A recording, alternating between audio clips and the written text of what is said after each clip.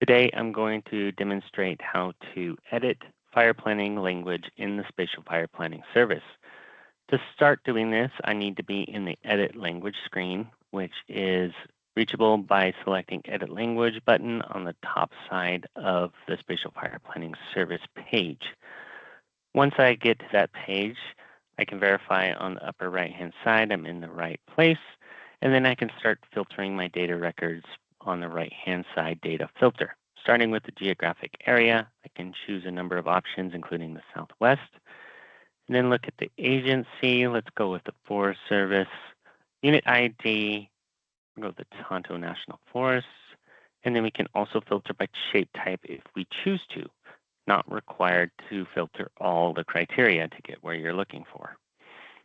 Once you have filtered that data and applied the filter, you can see a number of selections come up for the Tonto National Forest. I'm going to choose this one right here, which shows the unit boundary. And as you can see on the lower left-hand side of the screen, we have two language records associated with that shape. Starting with that first record, I can view the edit feature opportunities that I have here.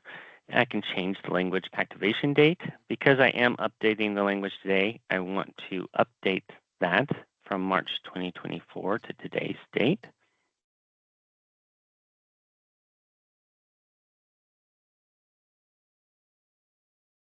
I can also update the time that record was updated as well.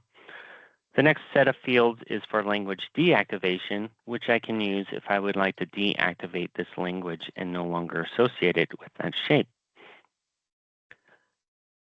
The next field down is the actual language that is tied to the shape. And in this case, it has HTML tags in the text to give it some formatting in the system. You can see that here on the right-hand side. I'm going to take this text and I'm going to edit it. Because of the tags, I can't edit it directly in the Spatial Fire Planning Service itself, but I can copy that. And then using an HTML online viewer, I can paste that text in, and I can see it show up here on the right-hand side where it is decoded from those HTML tags.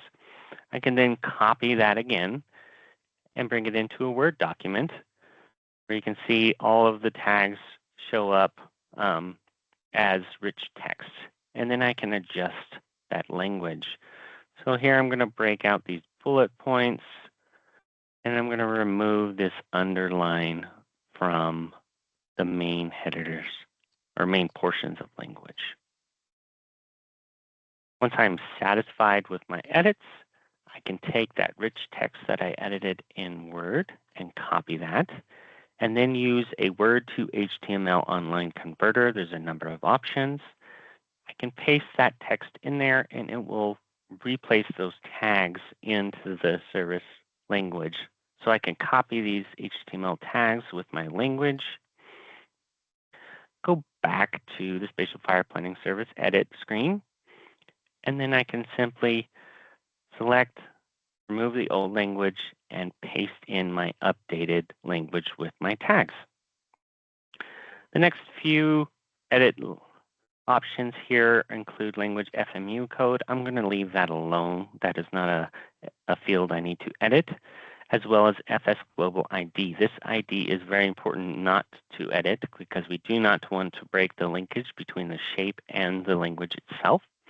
But I do want to make sure that this field here does say approved as yes. If it was approved as blank or no, my language will not show up in the service. Approval date is something I can also update if I would like to. In this case, I'm going to leave it alone because the language approval originally occurred on the March 7th of 2024, and all I did was update the formatting. I did not change the actual language itself. Once I am satisfied with that, I can click Update, and then I can view that again and make sure that my new edited text did show up, and it does look like my new tags are in the service. And that concludes my demonstration on editing language in the Spatial Fire Planning Service. Thank you.